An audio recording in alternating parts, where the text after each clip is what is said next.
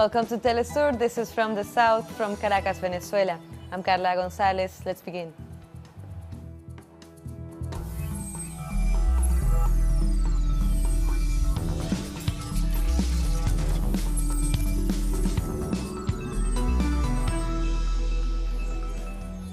Social movements in Brazil are organizing their first national protest against President-elect Jair Bolsonaro.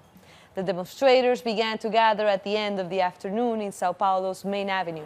Hundreds of organizations have promised to step up their resistance to the rise of fascism in Brazil in spite of their defeat at the polls. Why are you here today? I am here today to fight against fascism in Brazil and all around the world. As a woman, as a history student, and as a future teacher, I cannot accept in silence a president who spreads racism and sexism, who is in favor of more exploitation of workers. Okay, he was elected democratically, and I'm in favor of democracy. I accept that. But he needs to know that his government will be watched very closely by all the movements that he wants to destroy. He already made clear that he wants to do away with all activism, and we have made it very clear that this is not going to happen, that we will resist all his policies of hate and prejudice. And Brazil's Workers' Party will call on authorities to investigate the potential effect of false information in the presidential election. PT President Gleisi Hoffmann says the Brazilian electoral process was contaminated by the spread of fake news, and this had an effect on the final outcome. She believes this could be a new form of fraud. Meanwhile, the Workers' Party has also announced the creation of a resistance front against the incoming government to defend democracy. I think that if there is one word, one verb to be conjugated at this moment is to resist. That's why one of the decisions of our meeting was to unite all our forces, with those of others, to build an ample front of resistance for democracy and for the people's right against the government that is about to take power.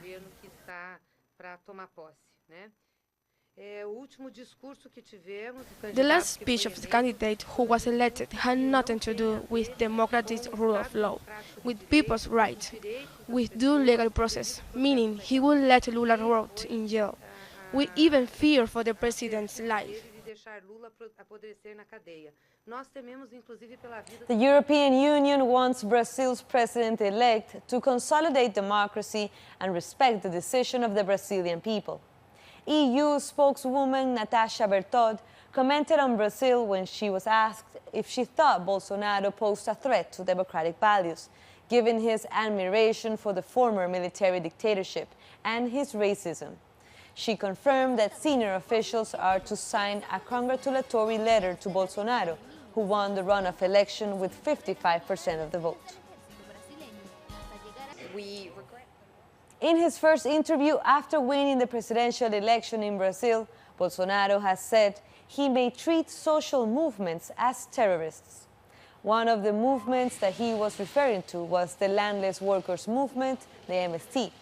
He said he's not interested in having any sort of dialogue with the members of social movements. Bolsonaro also said the new gun law will be a priority, as it will give civilians the right to carry weapons.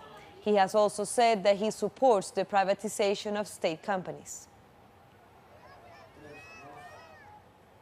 And Bolsonaro also announced he invited Judge Sergio Moro to serve on the country's Supreme Court.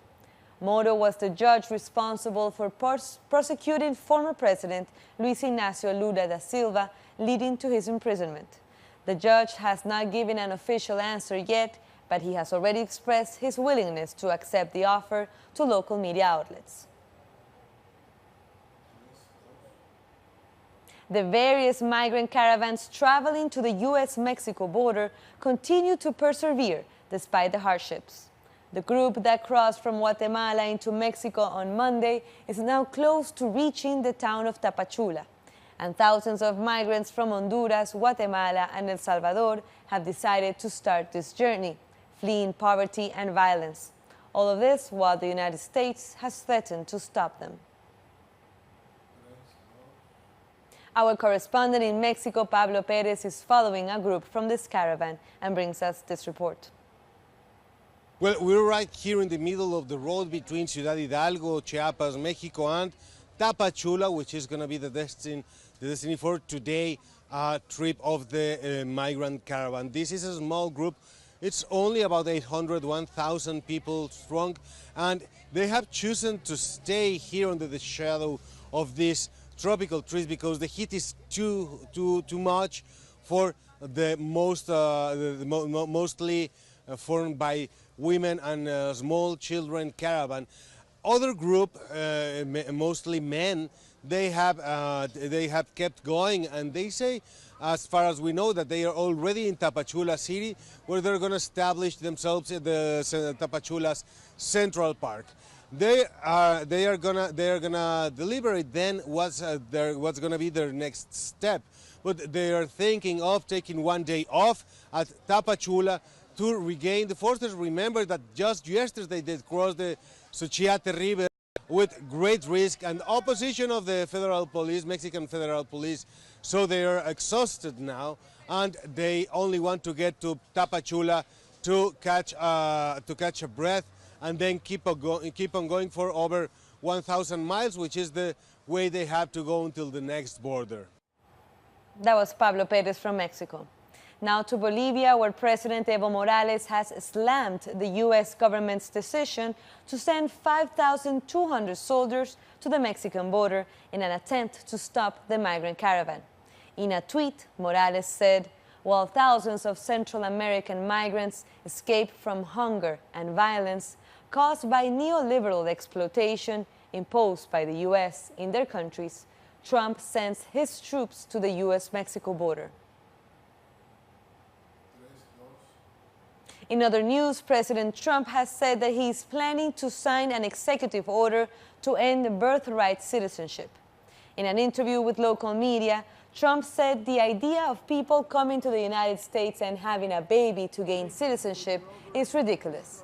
If the executive order is made, babies born in the United States will no longer be automatically considered citizens.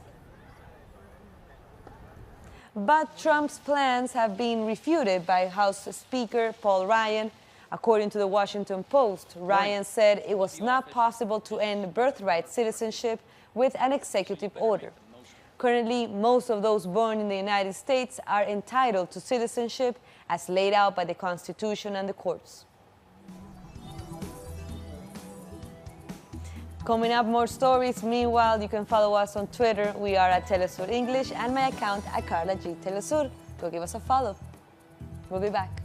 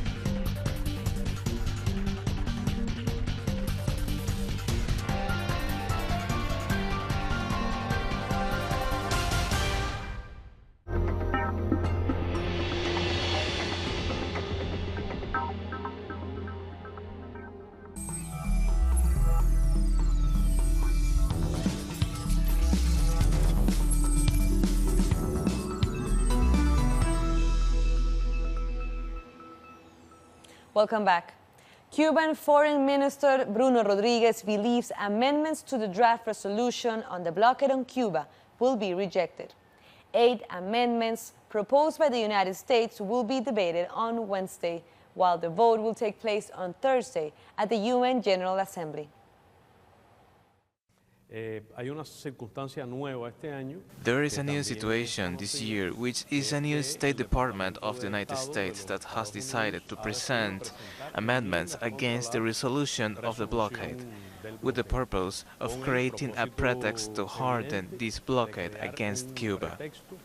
This is a policy that has proclaimed and that the statement has defied our implications to present an illusion about an international support for this policy and also to disrupt, consume time and hinder the resolution adoption.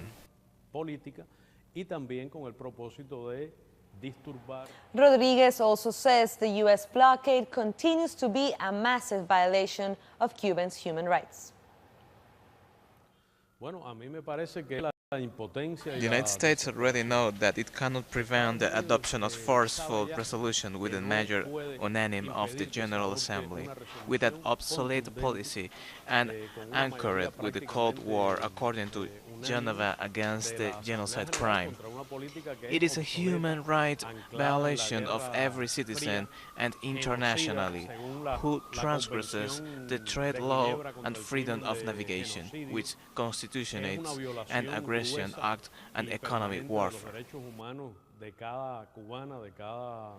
Now to Panama. The country is issuing new tourism cards to allow Cuban citizens with ties to private businesses to enter the country visa-free and buy goods during a month-long stay. This new measure shows growing commercial ties between the two countries. Cuba is looking for more international investments and credit now that aid from Venezuela has decreased due to sanctions imposed by the United States and the European Union. The country is also subject to a U.S. blockade. Currently, there are over 500,000 Cubans working in the island's private sector.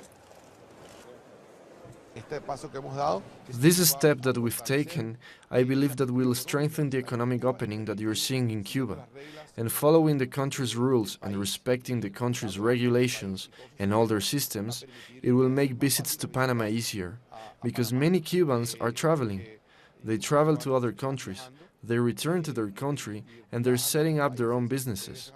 They're moving forward, and this facilitates this process. 3 Bolivian ports have received international certification. The private ports of Aguirre, Gravetal, and Jennifer are located in the Paraguay-Paraná waterway. They supply at least half of the volume of Bolivia's international cargo, estimated at 10 million tons. President Evo Morales says this will improve the port's efficiency and the country's internal and external trade.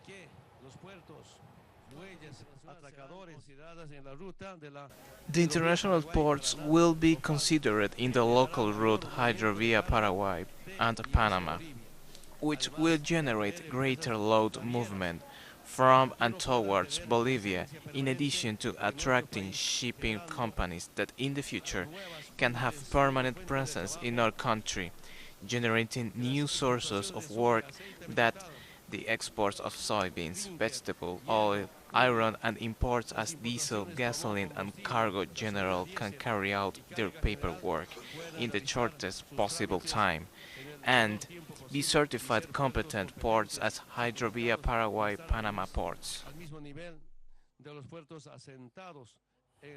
We move to Colombia, where activists, academics and politicians are protesting against fracking in the region of Magdalena. They say that while the nation needs to exploit its resources, protecting the natural water sources is also vital. They say the region's aquifers will be in great danger given the amount of water that's needed for fracking. At least 23 condors have been poisoned in Patagonia, according to an environmental organization in Argentina. The non-profit organization Argentinian Birds says a banned substance was used to poison Andean condors. This was done across the Patagonian provinces. In the last year, more than 90 birds have been poisoned in the country. Condors are a kind of vulture and the largest flying birds in the world. Their population is declining. New campaigns in Bolivia are promoting an end to gender violence. This is due to the high number of femicides that are registered in the country. Various government organizations have joined together to promote campaigns against violence to women. There have been 100 femicides in our country. If we compare it to Spain, a country that has 4 times more people than Bolivia, Spain only had 48 femicides. That is less than half. In Bolivia, an average of 100 femicides are reported per year. This means the violent death of a woman every 3 days, and almost always at the hands of their partner. They can be our mothers, they can be our sisters, they can be our daughters, and it can happen to ourselves. We do not want to be killed just because we are women. Men and children play an important role in stopping this. We have to be more conscious of protecting the rights of women. This must come from the family, the schools, the universities. It's fundamental that we change our culture. According to the United Nations, violence against women starts in different forms: physical, sexual, psychological, but they eventually lead to death, which is almost always followed by impunity. Latin America is the region with the largest number of femicides worldwide. We have to be ashamed of this. We are the most violent region. Evidently, there is something we have to do as a region and as a society. Bolivia is the 4th country with the largest number of femicides in the region after Nicaragua, Honduras, and El Salvador. Bolivia has established preventive legislation to deal with gender violence. It punishes 16 different types of violence. In 2016, the United Nations launched the Únete campaign with the color orange as its symbol. Dominica and China have signed a $120 million Eastern Caribbean dollar economic and technical agreement. The news comes amid the United States warnings that developing countries shouldn't do business with China. Prime Minister Roosevelt Skerritt has dismissed suggestions that the island is being used by China to advance its influence globally. He added that Dominica has nothing to offer China but solidarity and friendship, and those who heed the U.S. warnings are propagating foolishness. 1 week ago, the Calypso world was thrown into mourning with the death of Winston Bailey, the Mighty Shadow. The Trinidadian musical legend was laid to rest on Tuesday with a funeral befitting a Calypso king at the Queen Park in Savannah.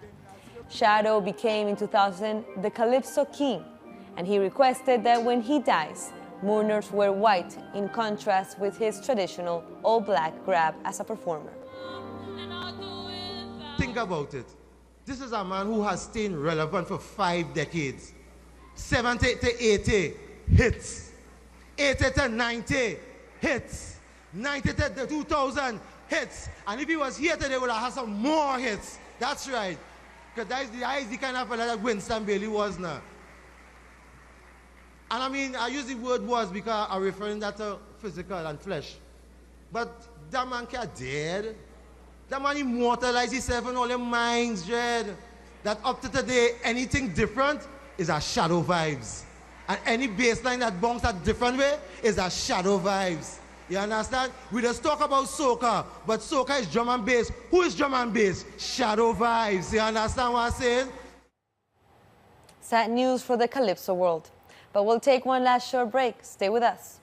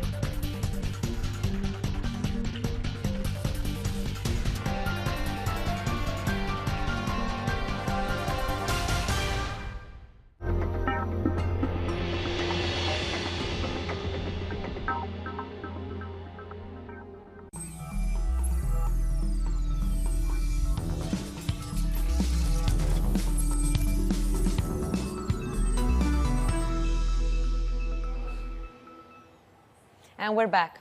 Presidential polls are set in Madagascar for November 7th.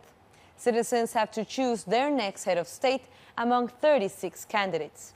but the poorest members of Madagascan society are struggling to develop an interest in the event. The former French colony is one of the world's poorest countries, with a poverty rate of 76.2%, according to the World Bank. However, most of the candidates rarely venture into the poorest neighborhoods.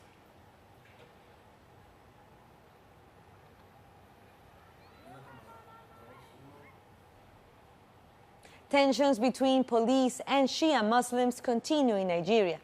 At least 6 Islamic Movement of Nigeria supporters have been killed since Saturday. This Tuesday, police have fired shots and tear gas against thousands of supporters of the imprisoned Shiite cleric Ibrahim Saksaki, who has been in custody since December 2015. Reports say that several bodies were found on the ground after the clashes and that it was unclear whether they were dead or only injured. From the information I have, reliable information, that the army has given 9 corpses of people, the victims of yesterday, to police station in Asokoro, 3 in Gwagwalada, making 36 corpses now. Now 36 people were confirmed dead as a result of the yesterday's attack by the Guard Brigade. And it was Army Guard Brigade that killed us yesterday. And I issued a press statement in the morning yesterday that this is the information we had, that Guard Brigade were given order from above to kill us whenever we come to Abuja. Pirates have abducted 11 crew members from a container ship off the coast of Nigeria. According to media reports, the attackers boarded the MV Pomerania Sky bound for the Nigerian port of One. 8 of the abductees are Polish, while the nationality of the others is not yet known. Kidnappings and piracy in Nigeria and the Gulf of Guinea are very common. A top South African lawyer has been shot dead while dropping his child off at school.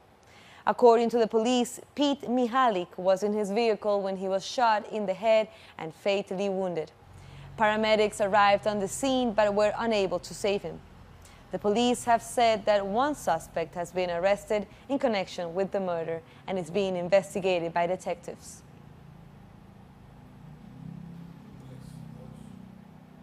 South Sudan's rebel leader and former Vice President Riek Machar will return to the capital Juba this week to take part in a peace ceremony. It will be the first time he sets foot in the city since he fled 2 years ago when an earlier peace deal collapsed. South Sudan's civil war began in 2013 when the country's president accused Machar of plotting a coup. The war has resulted in thousands of deaths, mass rapes, and forced recruitment of child soldiers. At least 5 opposition supporters in Guinea have been injured in clashes with the police outside the home of the country's main opposition leader. The police had gone to the home of Selou Dalein Diallo to prevent him from joining an anti-government demonstration. The opposition has been protesting against what it calls a violation by the authorities of an agreement reached in August over the appointment of local government officials. We need a government that respects the Constitution and the laws. Alpha Condé's government is a negation of the law and the Constitution of the Republic. Stop obeying Mr. Alpha Condé. He's no longer in the service of the people. He's in the service of a mob. Thousands of people have gathered in Iran's capital, Tehran, to celebrate the annual observance of Arba'in. Shia Muslim worshippers marched to the Hazrat Abdul Asim Hassani's shrine to offer their prayers to the Arba'in that commemorates the martyrdom of Hussein ibn Ali, the grandson of the Prophet Muhammad and the 3rd Shia Imam. The main Arba'in pilgrimage takes place in Iraq's city of Karbala. Syrian citizens were strongly repressed by Israeli troops when they were protesting over the municipal elections in the Golan Heights.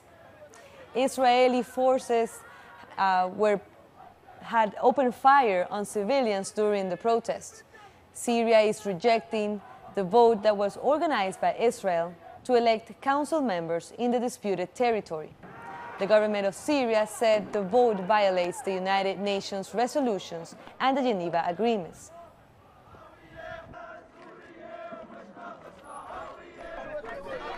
Yesterday there was a general meeting and it was decided that it's forbidden to vote. It's forbidden for candidates to appear from the council because they do not represent us. They are boycotted. How will we ask them to meet our demands? How it is guaranteed that they are working for the good of their city? People are boycotting them. Turkey's President Recep Tayyip Erdogan has announced a plan to put an end to what he calls terrorism in Syria. Erdogan says his country will launch soon a new, more comprehensive and more effective operation in the region. The Turkish president has also explained that the Turkish army had to do different raids in the area a few days ago.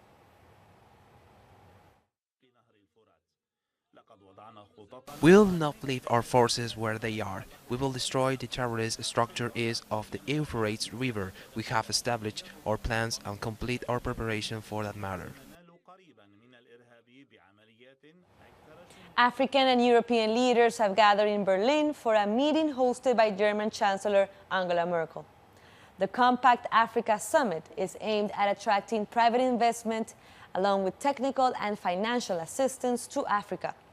Experts say Merkel is backing efforts to boost prosperity in the continent to cut African migration to Europe. And with that story, we end our news brief. But this and many others, you can find them on our website at telesurtv.net/English. So stay updated with all our information, especially the vote on the UN on the Cuba blockade. And you can also like us on Facebook and follow us on Instagram. I'm Carla Gonzalez. Thank you for watching Telesur, connecting the Global South.